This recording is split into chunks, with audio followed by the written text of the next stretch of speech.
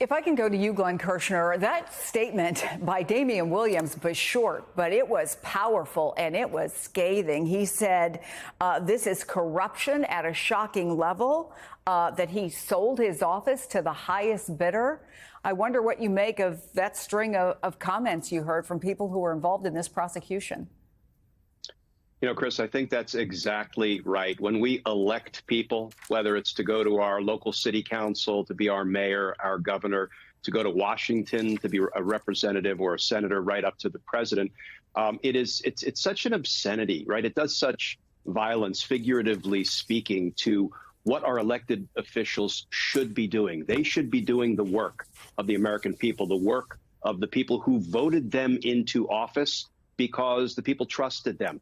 And they looked to them to implement policies and laws that made our lives better, that made our country stronger.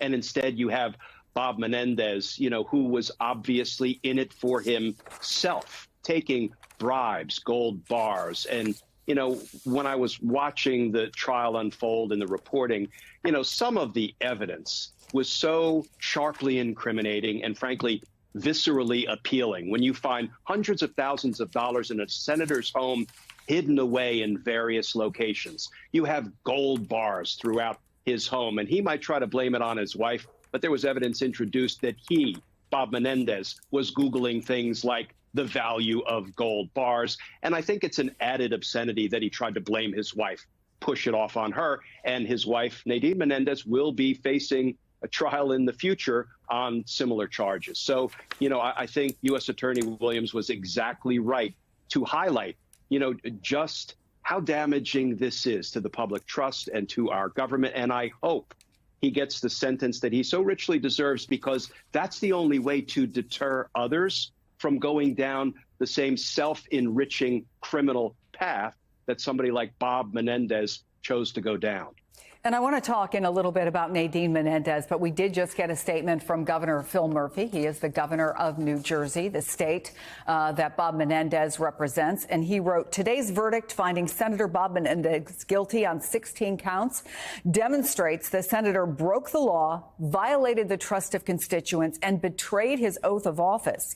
It also shows that in America, everyone, no matter how powerful, is accountable to our laws. The statement goes on for multiple paragraphs, but he says, I reiterate my call for Senator Menendez to resign immediately. Steve Kornacki, we were talking earlier about the defiance that Bob Menendez showed the last time when there was a hung jury. I know that we are keeping a camera up outside the courthouse. What do you think the chances are that the senator might come out and decide to make some comments? You remember what he said, as we were talking about, when he had that hung jury in 2018, and he came right out and he said that he would remember who his enemies were. And I think that's worth keeping in mind right now, again, because of the backdrop against which all of this is happening. An election year, a presidential election year, Menendez's Senate seat on the ballot in New Jersey. And the other thing in New Jersey, too, is there's lots of county offices, there's lots of local offices on the ballot this year that somebody like Governor Murphy is deeply invested in and deeply concerned about the outcome of. And you look at Menendez and you look at, as I described it, that sort of political nature. This is a bare knuckle politician whose style has been, you claim your turf, you fight anybody who has any threat in your turf, you fight them off, and you make sure they never have a chance to come at you again. He's in a position now where he was startled. He was surprised. I would say he was shocked when these charges came out originally and he was indicted for a second time, that New Jersey's Democratic leaders turned on him and turned on him publicly. They did not do that back in 2018. They did that this time around. Now facing a situation where they would like him out of the way, they would like him to resign his seat, they would like him to sort of make himself a past tense political figure. I suspect that Menendez is not in the mood to do anything right now that would be helpful to the New Jersey Democratic Party or to its leaders. And so one of the questions becomes, with Schumer making that statement, would there be a move in the United States Senate potentially to expel him? Because the last time a senator from New Jersey was convicted of federal corruption charges, it was Harrison Williams. It was 1981. It was the Abscam investigation. Williams was convicted. He pursued an appeal, vowed to keep his seat, and eventually, it did take about a year for this process to play out, but the Senate moved to expel him. And it was only facing expulsion that Williams resigned his seat. seat. Menendez's seat right now only has a few months left on it. I don't know if the Senate would move that quickly. I don't know if there'd be a consensus in the Senate that it's worth doing it that quickly. You suspect a lot of Democrats would like that.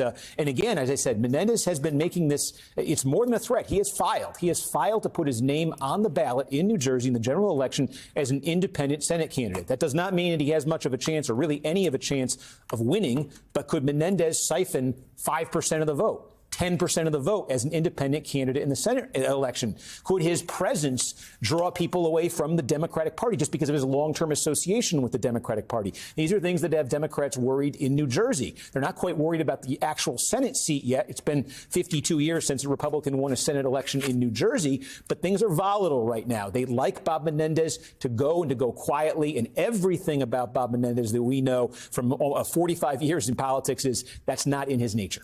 Hey there, MSNBC fans. I'm Luke Russert, and be sure to join me, Rachel Maddow, Jen Psaki, Lawrence O'Donnell, Steve Kornacki, Joy Reid, and many more September 7th in Brooklyn, MSNBC Live Democracy 2024. Click on the link for ticket information.